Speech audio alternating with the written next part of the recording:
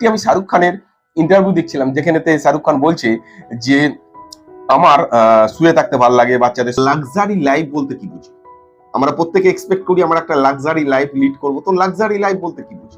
কিছু সমস্যা আমরা নিজেরা ক্রিয়েট করি, ভালো লাইফটা চলছে কিন্তু সমস্যাটা আমরা নিজেরা ক্রিয়েট করি, বিভিন্ন ভাবে ক্রিয়েট করি। আপনি চিন্তা করুন আপনি কিভাবে ক্রিয়েট করেছেন, আপনি বুঝতে পারবেন।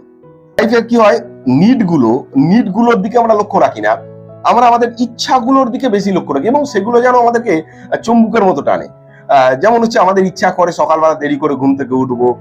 রাজকবি, রাজার যে কবি থাকে, রাজকবি এসেছে, রাজকবি এসে দুহাত তুলে রাজাকে আশীর্বাদ করছে, আপনার শত্রুরা দীর্ঘজীবী হোক।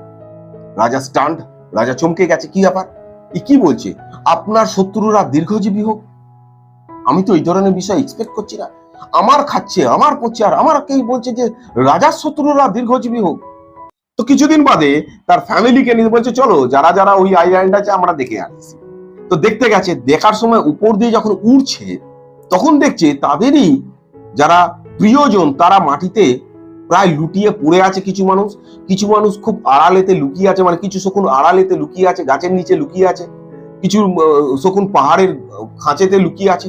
তো তারা নেমেছে, বলছে কি হয়েছে, বলছে যে আমাদের অবস্থা মারাত্মক। বলছে কেন, বলছে এই আইল্যান্ডেতে আমরা। আচ্ছা, গল্পটা শুরু শেষ করার আগে আমি আপনাদের অনুরোধ করবো, আপনারা অনেকে দেখছেন স্টোরি এইগুলো, কিন্তু আপনারা সাবস্ক্রাইব করেন না, বড় দুঃখ লাগে, আপনারা করবেন। তো জঙ্গলের মধ্যে ঢুকে গেছে, তো দেখছে যে তো মহা মুশকিল, এখানে তো বাঘ টাক আছে, বাঘ পাক ধরলে কি হবে। তো দেখছে একটা বাঘ আসছে, বাবা বসে ঘাবড়ে গেছে। তো এদিক ওদিক খুঁজে দেখছে যে একটা পুরনো বাঘের কঙ্কাল পড়ে আছে। কুকুরটা কি করেছে, উল্টো দিকে বসে। আমাদের জীবনের ভালো মুহূর্তগুলো খুব তাড়াতাড়ি চলে যায় এবং আমাদের যে মুহূর্তগুলো খুব একটা বেশি পছন্দ নয় লাইফে, সেই মুহূর্তগুলো কিন্তু খুব তাড়াতাড়ি আসে এবং এগুলো রিপিটেডলি আসে, যেগুলো আমরা এক্সপেক্ট করি না, যেগুলো আমরা আশা করি না। এবং ভালো মুহূর্তগুলো চলে যায়, খারাপ মুহূর্ত আমার আসে, আমার জীবনের সমস্যা তৈরি হয়, আমার জীবনের সমস্যা ফেস করতে হয় আমাদেরকে। তো এই যে সমস্যার ফেস গুলো আসে, এগুলো কেন আসে এবং এগুলো আসাটা কি খুব স্বাভাবিক ব্যাপার? এগুলোকে কি আমরা অ্যাভয়েড করতে পারি? এগুলোকে এই বিষয়গুলোর সঙ্গে আমরা কিভাবে ডিল করতে পারি? এবং আমাদের যে খারাপ মুহূর্তগুলো আসে আমাদের জীবনেতে, এবং জীবনেতে এই খারাপ মুহূর্তগুলো আসার পেছনে কি আমরাই দায়ী? কেন দায়ী, কিভাবে দায়ী? তো এই বিষয়গুলো আমরা একটুখানি আজকে ক্লিয়ার করব এই ভিডিওতে, ডিসকাস করার চেষ্টা করব। এবং আমাদের সমস্যাগুলো কি সত্যি আমাদের লাইফে থাকা দরকার, না আমরা এক্সপেক্ট করছি যে এইগুলো আমাদের থাকা দরকার নয়, সমস্যা কোনোভাবেই আমাদের আসবে না এবং আমরা একটা স্মুথ লাইফ লিড করবো। তো স্মুথ লাইফ আমরা কিভাবে লিড করতে পারি, ঠিকঠাক ভাবে সঠিকভাবে আমরা কিভাবে লাইফ লিড করতে পারি, এই বিষয়টা আজকে ডিসকাস করবো। তো ডিসকাস করার আগে হাত জোর করে সবার কাছে অনুরোধ যে প্লিজ, যদি আপনাদের কোনো মানসিক সমস্যা থাকে এবং আপনারা যদি মানসিক কোনো সমস্যাকে ফেস করছেন এই মুহূর্তে, তাহলে আপনারা প্লিজ আপনার কাছাকাছি, আবারও আমি বলছি প্লিজ আপনার কাছাকাছি যে কোনো একজন সাইকিয়াট্রিস্টকে দেখান, আপনি কাউন্সিলিং করান। সেই সাথে আপনার কাছাকাছি যে হসপিটালেতে মানসিক রোগ বিশেষজ্ঞ বসেন অথবা মনোরোগ ডিপার্টমেন্ট আছে, সেখানে থেকে আপনারা দেখাতে পারেন। সরকারি হসপিটাল হলে সেখানে বিনামূল্যে চিকিৎসা পাবেন এবং সেই সাথে সাথে এক্সারসাইজ করুন। তো আমরা ডিসকাশনটা শুরু করি। অ্যাকচুয়ালি আমরা লাক্সারি লাইফ বলতে কি বুঝি। আমরা প্রত্যেকে এক্সপেক্ট করি আমরা একটা লাক্সারি লাইফ লিড করব। তো লাক্সারি লাইফ বলতে কি বুঝি? লাক্সারি লাইফ বলতে আপনার কাছে কিছু ফটো আসবে, ছবি আসবে, কিছু দৃশ্য আসবে। কি ধরনের দৃশ্য? যে একজন মানুষ যার কাছে গাড়ি আছে, বাড়ি আছে, সুন্দর একটা কি বলবো লাক্সারি কার, আপনার সোনা গয়না, সুন্দর একটা দেখতে বাড়ি, তার সামনের ভিউটা খুব সুন্দর, সুইমিং পুল থাকতে পারে মেবি। আপনার লাইফেতে কোনো রকম প্রবলেম নেই, আপনি খাচ্ছেন, দাচ্ছেন, ঘুরছেন, আসছেন, বন্ধু বান্ধবের সঙ্গে পার্টি করছেন, that is the luxury life. এবং আপনার কাছে পয়সার কোনো কমতি থাকবে না। কিন্তু এটাকে কি আপনি লাক্সারি লাইফ বলতে পারেন? নাকি আপনি শারীরিক এবং মেন্টাল হেলথ এবং ফিজিক্যাল হেলথ আপনার ঠিকঠাক থাকবে এবং আপনি আপনার ফ্যামিলির সঙ্গে লাইফটা লিড করবেন, এটাকে লাক্সারি লাইফ বলছেন? দেখুন, আমাদের প্রবলেমটা হয় কি, আমরা অন্য জনার দেখে, এটা প্রত্যেকটা মানুষের, আমরা অন্য জনার লাইফটাকে দেখে ভাবি খুব ভালো আছে। অ্যাকচুয়ালি সেটা নেই। তার কাছে গেলে, তার সাথে থাকলে, তার লাইফটাকে খুব ভালো করে স্টাডি করলে দেখা যাবে তার লাইফে প্রবলেম আপনার থেকে হয়তো বেশি। কিন্তু আপনি বুঝতে পারছেন না, আপনি যে লাইফে আছেন সেই লাইফটাকে আপনি অ্যাকচুয়ালি বুঝতে পারছেন না, ফিল করতে পারছেন না, কারণ তার মধ্যেই আছেন। তো তার ছোট ছোট যে মিস্টেক গুলো আছে আপনার চোখের সামনে আসছে, তার জন্য আপনার মনে হচ্ছে যে এই মিস্টেক গুলো যদি না থাকতো আমার লাইফটা খুব বেটার হতো, এবং এই সমস্যাগুলো কেটে যাওয়ার পরে আমার লাইফটা বেটার জায়গায় আসবে। অ্যাকচুয়ালি সেটা নয়। অ্যাকচুয়ালি আপনি যে জায়গায় আছেন আপনি ভালো ফিউচারের জন্য প্ল্যান করতে পারেন, কিন্তু আপনি যদি লাইফটার মধ্যে লিড করছেন সেই লাইফটা ঠিক আছে, আপনার জন্য মেনে নেওয়ার উচিত নয়। আপনি যে জায়গায় আছেন, আপনার হয়তো ইনকাম আজকে 5,000 টাকা আছে, আপনি কেন মেনে নেবেন এই লাইফটাকে, তাই না? আপনি ভালো বেটার প্ল্যান করতে পারেন আপনার ফিউচারেতে, আপনি কিভাবে এগিয়ে যাবেন, 5,000 টাকাটা 50,000 টাকাতে নিয়ে যাবেন, দ্যাট ইজ এক্সপেক্টেড, এটাই করা উচিত। তো আপনার লাইফেতে এটার সাথে সাথে কিন্তু আপনার health is a important factor. এবার ফ্যাক্টরটা কি হচ্ছে, আমরা অলওয়েজ ভাবি যে আমাদের লাইফে যেন কোনো সমস্যাই না থাকে। কিছু সমস্যা আমরা নিজেরা ক্রিয়েট করি, ভালো লাইফটা চলছে কিন্তু সমস্যাটা আমরা নিজেরা ক্রিয়েট করি, বিভিন্ন ভাবে ক্রিয়েট করি। আপনি চিন্তা করুন আপনি কিভাবে ক্রিয়েট করেছেন, আপনি বুঝতে পারবেন, এবং আপনার এই ক্রিয়েট করা লাইফটা কিন্তু আপনার জন্য আনন্দে তৈরি হয়ে যায়। এটা কিন্তু সঠিকভাবে আপনাকে খুশি রাখতে পারে না, হয়তো সাময়িক কিছুটা খুশি দিতে পারে, কিন্তু সাময়িক খুশির জন্য কিন্তু আপনার প্রবলেম হয়ে যায়। অ্যাকচুয়ালি আরেকটু যদি আপনি গভীরতে যান, আরেকটু যদি ডিটেলসে দেখেন, দেখুন আমাদের যে ইচ্ছাগুলো আছে, এই ইচ্ছাগুলো আমাদের নিডের বিপরীতে কাজ করে, আমাদের প্রয়োজন যে কাজগুলো করার তার বিপরীতে কাজ করে। আপনি পুরো ভিডিওটা দেখুন, তাহলে বুঝতে পারবেন অ্যাকচুয়ালি আমি কোন জায়গায় যেতে চাইছি। তো আমাদের লাইফে কি হয়, নিডগুলোর দিকে আমরা লক্ষ্য রাখি না, আমরা আমাদের ইচ্ছাগুলোর দিকে বেশি লক্ষ্য রাখি, এবং সেগুলো যেন আমাদেরকে চুম্বকের মতো টানে।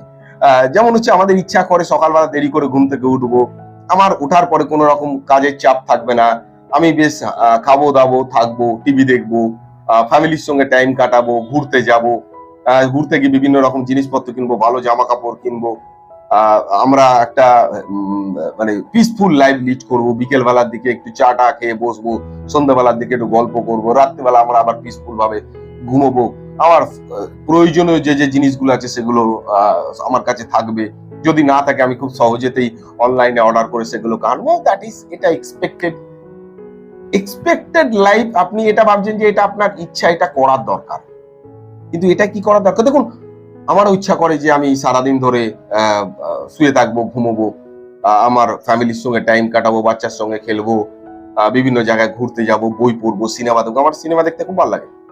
তো এটা আমার ইচ্ছা করে, তো ইচ্ছাটা করে যেটা সেটার দিকে লক্ষ্য রাখবো, নাকি আমার যেটা প্রয়োজনীয় কাজ সেটার দিকে লক্ষ্য রাখবো? দুটোর মধ্যে বড় ফারাক আছে। একটি আমি শাহরুখ খানের ইন্টারভিউ দেখছিলাম, যেখানেতে শাহরুখ খান বলছে যে আমার শুয়ে থাকতে ভাল লাগে, বাচ্চাদের সঙ্গে সময় কাটাতে ভাল লাগে, ঘুরতে ভাল লাগে, হাসতে ভাল লাগে, একদম অভিনয় করতে ভাল লাগে না, কাজ করতে ভাল লাগে না, কিন্তু আমাকে সেটা করতে হয়। কেন করতে হয়? কারণ ভালো থাকার জন্য। অর্থাৎ আপনি যদি আপনার ইচ্ছা পূরণ করতে চান, আপনার যে ইচ্ছাগুলো আছে সেগুলোর দিকে যদি পূরণ করতে চান, সেগুলোকে যদি পূরণ করতে চান, আপনার প্রয়োজনীয় কাজগুলোকে আপনাকে করতে হবে, তবে আপনি ইচ্ছা পূরণ করতে পারবেন, নাহলে পারবেন না। আপনার যদি ফিউচারের কোনো প্ল্যানিং থাকে, ফিউচারের কোনো ইচ্ছা থাকে যে আপনার সন্তানটাকে আপনি খুব ভালো জায়গা পৌঁছাবেন, আপনার সন্তানটাকে একটা গুড এডুকেশন দেবেন, আপনার ফিউচারটাকে ভালো জায়গা নিয়ে যাবেন, আপনার কেরিয়ারটাকে ভালো জায়গা নিয়ে যাবেন, যে কেরিয়ারেতে আপনি এটা করতে পারেন, সেইটাকে করতে গেলে বর্তমানেতে আপনাকে আপনার এডুকেশনের দিকে ফোকাস দিতে হবে, আপনার কাজের দিকে ফোকাস দিতে হবে, আপনার বাচ্চার দিকে ফোকাস দিতে হবে, তার জন্য আপনাকে অনেকটাই স্যাক্রিফাইস করতে হবে। তো এখানেতে একটা বড় ফ্যাক্টর হচ্ছে আপনার লাইফের নিড, আপনার প্রয়োজন যে কাজগুলো সেগুলোকে করা, এবং আপনাকে একটা স্যাক্রিফাইসের জন্য তৈরি থাকা, যে এই স্যাক্রিফাইসটা যদি আপনি না করেন আপনার লাইফে কিন্তু হ্যাপিনেস আপনার থাকবে না। আপনি যে সমস্যাটা ক্রিয়েট করেছেন, আপনি যে সমস্যাটা তৈরি করেছেন, ধীরে ধীরে আপনি বুঝতেও পারেনি, বুঝতে না পারাটাও স্বাভাবিক অনেক ক্ষেত্রে, কিন্তু যদি আপনি এই লাইফটা থেকে, এই যে ক্রিয়েট করা সমস্যাটা থেকে বেরোতে চান, তাহলে কিন্তু আপনার লাইফে অনেকগুলো বিষয়কে আপনাকে স্যাক্রিফাইস করতে হবে। যদি আপনি স্যাক্রিফাইস না করেন তাহলে কিন্তু আপনার এই সমস্যাটা পরবর্তী সময় বাড়বে। আর সমস্যা আমাদের লাইফে থাকার দরকার। এবার আপনি বলবেন স্যার আপনি হঠাৎ করে সমস্যার কথা বলছেন, সমস্যা আমার লাইফে থাকার দরকার। এক রাজা যার জন্মদিন, তো জন্মদিনেতে অনেক মানুষ আসছে, তাকে গিফট দিচ্ছে, বিভিন্ন রকম আশীর্বাদ করছে, রাজা তাদেরকে খুব সাদরেতে আমন্ত্রণ জানাচ্ছে, তাদেরকে জড়িয়ে ধরছে, তাদেরকে বলছে যে আপনারা যাওয়ার সময় অবশ্যই খেয়ে যাবেন, প্রচুর খাওয়া দাওয়ার ব্যবস্থা হয়েছে, একটা আনন্দদায়ক একটা মহল। তো সেইখানেতে এক রাজকবি, রাজার যে কবি থাকে, রাজকবি এসেছে, রাজকবি এসে দুহাত তুলে রাজাকে আশীর্বাদ করছে, আপনার শত্রুরা দীর্ঘজীবী হোক। রাজা স্টান্ড, রাজা চমকে গেছে, কি ব্যাপার, কি বলছে, আপনার শত্রুরা দীর্ঘজীবী হোক? আমি তো এই ধরনের বিষয় এক্সপেক্ট করছি না, আমার খাচ্ছে, আমার পড়ছে, আর আমাকেই বলছে যে রাজার শত্রুরা দীর্ঘজীবী হোক। তো রাজা না চমকে গেছে। রাজা সেই কবির সঙ্গে কোনো কথা বলেনি। কবি বেশ কিছু গিফট এনেছিল, সেগুলোকে স্বীকার করেনি, সেগুলোকে রেখে দিচ্ছে, বাকি লোকের সঙ্গে কথা বলছে এবং বলছে যে তুমি বসো, তোমার সঙ্গে লাস্টে কথা আছে। সভা শেষ হওয়ার পরে কবিকে ডাকা হয়েছে, সেখানে সবাই লোক, সমস্ত মানুষজন আছে। তো রাজা সেখানে বলছে যে এই কবি যাকে আমি খেতে দিই, পড়তে দিই, সমস্ত কিছু হয় আমার এখান থেকে, আর সেই রাজা আমাকে, সেই কবি আমাকে বলছে যে রাজার শত্রুরা দীর্ঘজীবী হোক, আপনারা বিচার করুন একে কি করা হবে। প্রত্যেকে উঠে বলছে একে ফাঁসি দিয়ে দেওয়া উচিত মহারাজ, যে আপনার খেয়ে পড়ে আপনারই ক্ষতি চাওয়ার চেষ্টা করছে। তো এরা মানুষের থাকার থেকে না থাকা ভালো। তো কবি একদম স্মাইলিং ফেসে দাঁড়িয়ে আছে, বলছে তুমি হাসছো, তোমাকে ফাঁসির জন্য সবাই বলছে, আমারও ইচ্ছা তোমাকে ফাঁসি দিয়ে দেওয়া উচিত।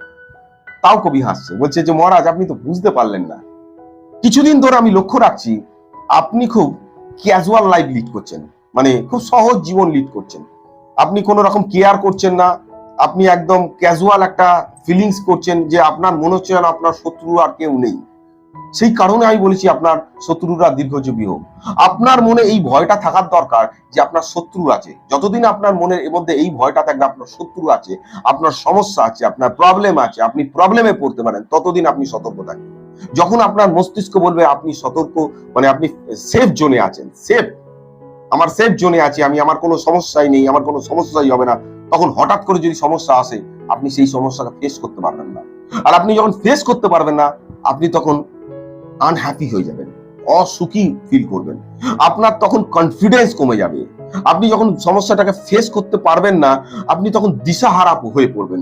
আপনি যখন সমস্যাটাকে ফেস করতে পারবেন না, আপনি মানসিক দিক থেকে ভেঙে পড়বেন, যেটা আপনার জন্য ক্ষতিকারক। এবং আপনি যদি ভাবেন যে আপনার শত্রু আছে এবং সে যথেষ্ট স্ট্রং, আপনাকেও সেম ভাবে তৈরি হতে হবে। আপনার মনে যদি এই ভয়টা না থাকে, আপনার মনে যদি এই সচেতনতা না থাকে, তাহলে আপনি সতর্ক থাকবেন না। আর আপনি যেদিন সতর্ক হয়ে যাবেন, আপনার শত্রুরা আপনাকে শেষ করে ফেলবে।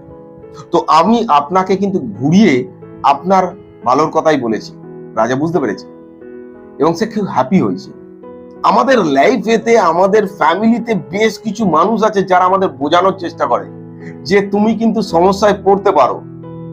সে হয়তো ঘুরিয়ে বোঝানোর চেষ্টা করে, ঘুরিয়ে বলার চেষ্টা করে, কিন্তু আমরা সেই ফ্যাক্টরটাকে বুঝতে পারি না। কারণ আমাদের চোখের মধ্যে একটা ইমোশনের চশমা থাকে, আমাদের চোখের মধ্যে একটা এমন একটা অহংকারের চশমা থাকে, আমাদের চোখে একটা এমন ধরনের একটা চশমা আমরা পরে ঘুরে বেড়াই, যে কনফিডেন্সের, যে আমি যেটা করছি সেটা ঠিক, হয়তো সেটা ভুল নয়, এবং আমাকে যে বলছে সে হয়তো আমার ভালো চাইছে না। তো যখন আমরা এটা ভাবি, তখন আমরা সব থেকে বড় ভুল করি। আমরা এবং এবং আমরা এটাকে ফিল করতে পারি না, আমরা এটাকে অনুভব করতে পারি না, আমরা কোন জায়গা, কোন স্টেপে কিভাবে ভুল করছি, যার ফলে আমাদের পরবর্তী সময় সমস্যা বেড়ে যায়। সামনের মানুষটা যে কথাটা বলছে, সেই কথাটা যে সর্বদাই খারাপ এটা হতে পারে না। তার কথাটা বিচার করুন, বিবেচনা করুন। সে যদি আপনার আপন লোক হন, তাকে বিশ্বাস করুন, বিশ্বাস ভাঙার চেষ্টা করবেন না। বিশ্বাস আর একটা বড় ফ্যাক্টর। আপনার ফ্যামিলি সবসময় আপনার ভালো চাইবে, আপনার ফ্যামিলি কখনো আপনার খারাপ চাইবে না। আপনার মা বাবা, ভাই বোন, স্বামী স্ত্রী, বাচ্চারা আপনার কেউ খারাপ চাইবে না। আপনি সেটা বিচার করার চেষ্টা করুন, কি বলার চেষ্টা করছে। অ্যাকচুয়ালি আমাদের লাইফের সমস্যা আমাদেরকে কিছু শেখায়, কিছু লার্নিং দেয়। এই লার্নিংটাকে, এই শিক্ষাটাকে যদি আমি না নিই, এটাকে যদি অন্যভাবে নিই, এটাকে যদি অপমান ভাবে নিই, এটাকে যদি আমরা ইনসাল্টিং রূপে নিই, আমাদেরকে কেউ অপমান করছে, সে আমাকে ছোট করার চেষ্টা করছে, ভুল। আপনার লড়াইটা আপনার ফ্যামিলির সাথে নয়। আপনি আপনার ফ্যামিলির মানুষকে হারিয়ে কি করবেন, ছোট করে কি করবেন, অপমান করে কি করবেন? আবার আপনার কিছু পাওয়ার নেই আপনার ফ্যামিলির থেকে। ফ্যামিলির নিজের মানুষকে হারিয়ে, নিজের মানুষকে ছোট করে, নিজের মানুষকে অপমান করে কিছু পাওয়ার নেই। নিজের মানুষের সাথে আপনি যদি ভালোতে থাকতে পারেন, দ্যাট ইজ লাক্সারি লাইফ। আপনার নিজের আপন মানুষের সঙ্গে ভালো থাকলেন, এটা লাক্সারি ম্যান। পয়সা অবশ্যই ইম্পর্টেন্ট লাইফে, money is important, money income করার জন্য আপনাকে স্যাক্রিফাইস করতে হয় অনেক কিছু, কিন্তু মানি সর্বদা ইম্পর্টেন্ট নয়। কিছু সময় ফ্যামিলির জন্য থাকার দরকার। আর problem is a important factor of our life. Problem আপনার জীবনে থাকার দরকার। একদিনকে একটা এলাকাতে অনেক শকুন থাকতো, এবং শকুনের যারা হেড অফ দ্য ডিপার্টমেন্ট, তারা একদিনকে মিটিং করতে বসেছে যে আমরা তো এই আইল্যান্ডে প্রচুর দিন ধরে শিকার করছি, এবং আমাদের শিকার করতে গিয়ে কি সংঘর্ষটা করতে হয়। তো আমার এক ফ্রেন্ডের সঙ্গে দেখা হয়েছিল, যে বলছে যে বিভিন্ন আশপাশের আইল্যান্ড গুলোতে খুব সেফ ভাবে শিকার করা যায় এবং প্রচুর শিকার সেখানে, আমরা সেখানে যেতে পারি, আমরা সেই জায়গাটা খুঁজতে পারি। তো বলেছে চলো হয়ে যাক, ডিসাইড হয়েছে। তো সেখানে একটা বৃদ্ধ শকুন ছিল, সে এক্সপিরিয়েন্স, সে বলছে যে না, আমরা যে আইল্যান্ডে আছি সেই আইল্যান্ড এবং তার আশেপাশের যেটুকুনি আইল্যান্ডে আমরা যাই, আমাদের পর্যাপ্ত খাবার পেয়ে যাই, আমরা এখানেই থাকার দরকার আমাদের। তো বাকি যারা আছে তারা বলছে যে বুড়ো পাগল হয়ে গেছে, ইয়ে বেটা কি বলছে, আমরা যত ইজি ভাবে শিকার করতে পারবো, খাটনি কম হবে, তত না আমরা লাক্সারি লাইফ লিড করবো, তত না আমরা ভালো জীবন কাটাবো। তোর কথা কেউ শোনেনি, সবাই মিলে বিভিন্ন আইল্যান্ড খুঁজতে গেছে, একটা আইল্যান্ড পেয়ে গেছে তার মধ্যে, যেখানে শিকারই শিকার, এবং তাদেরকে খেটে শিকার করতে হচ্ছে না, একদম ইজিলি শিকার ধরছে আর খাচ্ছে, ধরছে আর খাচ্ছে। তো সবাই মিলে কি করছে, সেই আইল্যান্ডে শিফট করে গেছে। সেই বয়স্ক শকুন যে ছিল সেও শিফট করে গেছে তার ফ্যামিলির সাথে। কিন্তু সে প্রতিদিন বলছে যে এই এনভায়রনমেন্ট কিন্তু ঠিক নয়, আমার কিন্তু ভালো লাগছে না, আমি কিন্তু ছোট থেকে এই লাইফ লিড করিনি, আমি যে লাইফ লিড করেছি আমি সেই লাইফ পছন্দ করছি, এই লাইফটা খুব একটা বেশি হেলদি লাইফ মনে হচ্ছে না আমার, বিকজ হি ইজ এক্সপিরিয়েন্স। এবারেতে কিছুদিন যাওয়ার পরে সেই শকুন তাদের বিরোধিতা করতে শুরু করছে যে এই আইল্যান্ড ছেড়ে দেওয়া উচিত, আমাদের যে জায়গায় ছিলাম সেই জায়গায় যাওয়া উচিত, আমাদের সেইভাবেই কষ্ট করে মানে শিকার করা উচিত।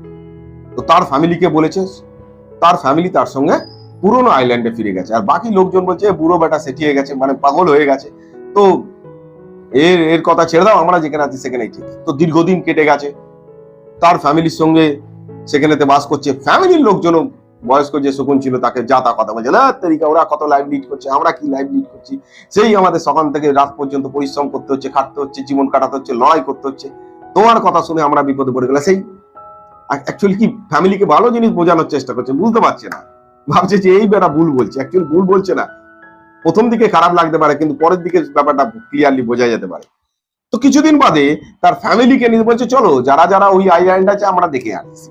তো দেখতে গেছে, দেখার সময় উপর দিয়ে যখন উড়ছে তখন দেখছে তাদেরই যারা প্রিয়জন তারা মাটিতে প্রায় লুটিয়ে পড়ে আছে, কিছু মানুষ খুব আড়ালেতে লুকিয়ে আছে, মানে কিছু শকুন আড়ালেতে লুকিয়ে আছে, গাছের নিচে লুকিয়ে আছে, কিছু শকুন পাহাড়ের খাঁচেতে লুকিয়ে আছে। তো তারা নেমেছে, বলছে কি হয়েছে, বলছে যে আমাদের অবস্থা মারাত্মক। বলছে কেন, বলছে এই আইল্যান্ডেতে আমরা ছিলাম, আমরা বেশ আনন্দতে থাকছিলাম, কিন্তু হঠাৎ করে দেখা গেল পাশের কোনো আইল্যান্ড থেকে বেশ কিছু বাঘ, বেশ কিছু প্রাণী এখানেতে আসতে শুরু করলো। প্রথম দিকে এখানেতে যে প্রাণীগুলো ছিল সেগুলো নিরীহ, আমরা ধরছিলাম খাচ্ছিলাম, কিন্তু তারা আসার পরে প্রথম দিকে তো তারা আমাদের অ্যাটাক করতো না, তারা ন্যাচারালি খাওয়া দাওয়া করতো, তারা থাকতো, কিন্তু তারপরে তারা বুঝতে পারলো যে আমরা উঠতে পারি না, কারণ আমাদের ওড়ার প্রয়োজনীয়তা শেষ হয়ে গেছে, সমস্যা নেই, লড়তে হয় না, উঠতে হয় না, লড়াই করতে হয় না, সেই ক্ষমতাটা কমে গেছে। ক্ষমতা যখন কমে গেছে তারা বুঝতে পারলো, তারা সহজেই আমাদেরকে শিকার করতে শুরু করলো, আমরা সহজেই আমাদেরকে মারতে শুরু করলো। আজকে মারতে মারতে প্রায় আমাদের শেষ করে দিয়েছে, কিন্তু আজকে আমাদের সমস্যাটা হচ্ছে আমাদের ডানাতে আজকে সেই শক্তি নেই যে আমরা উড়ে একটা আইল্যান্ড থেকে অনেক দূরের আইল্যান্ডে যাব।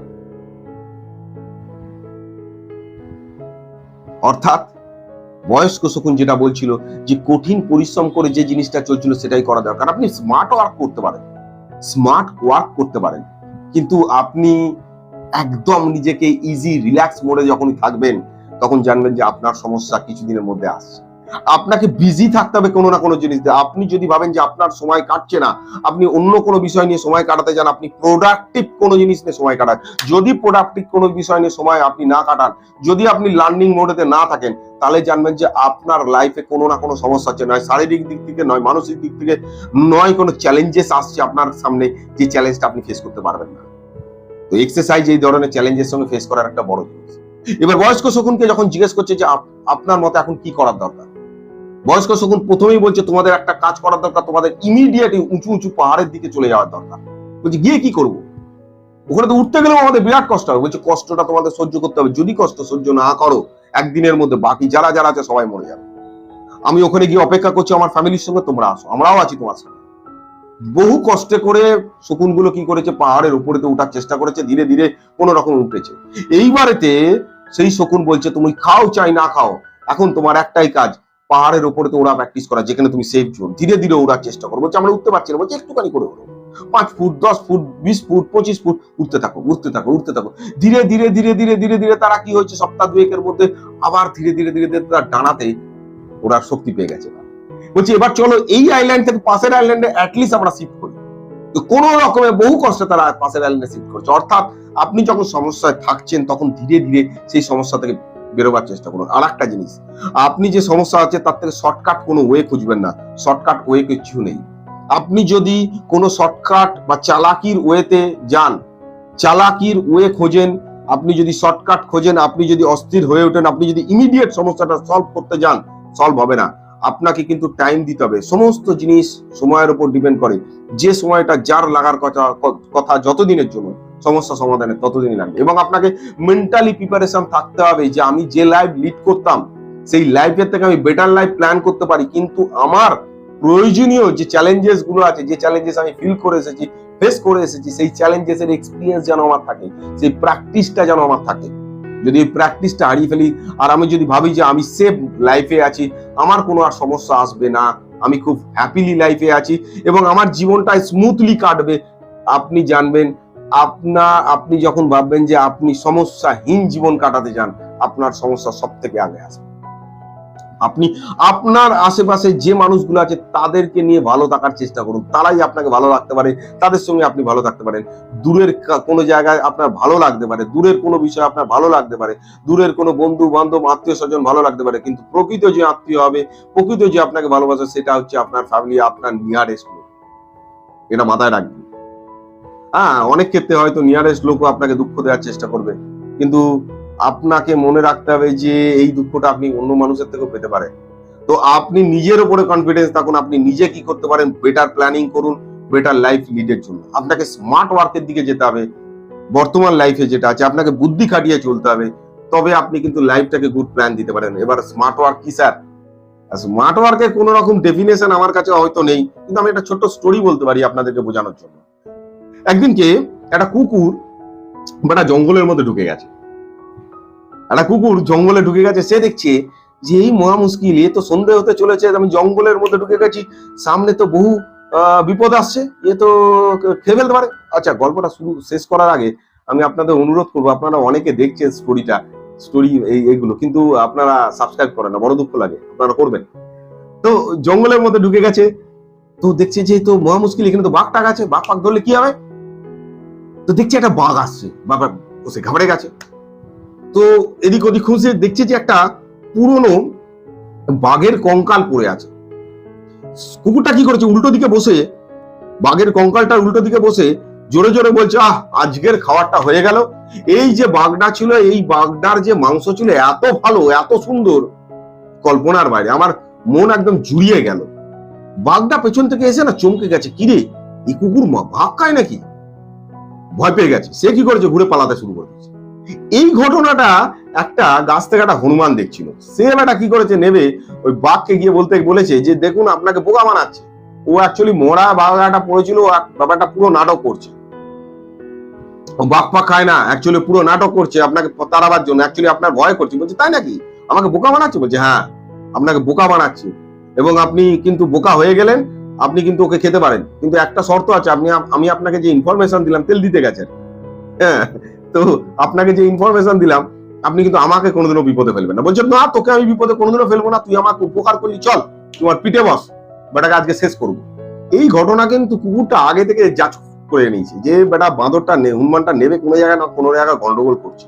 এ বেটা অনেকক্ষণ ধরে লক্ষ্য রাখছিল আমাদের, ওইখানেই বসে আছে, বসে বসে দাঁতের মধ্যে দাঁত খোঁচাচ্ছে আর বলছে যে এই হনুমানটা একদম ফাঁকিবাজ, বললাম একে একটা পটিয়ে পাটিয়ে একটা বাঘকে নিয়ে আসতে সন্ধ্যেবেলার মধ্যে, যে আমি সকালের খাবারটা খাবো কি করে, ওটাকে মেরে রাখবো, সকালে খাবো, বেটা সকালবেলা গেছে, এখনো পর্যন্ত একটা বাঘকে বুঝিয়ে শুনিয়ে নিয়ে আসতে পারলো না।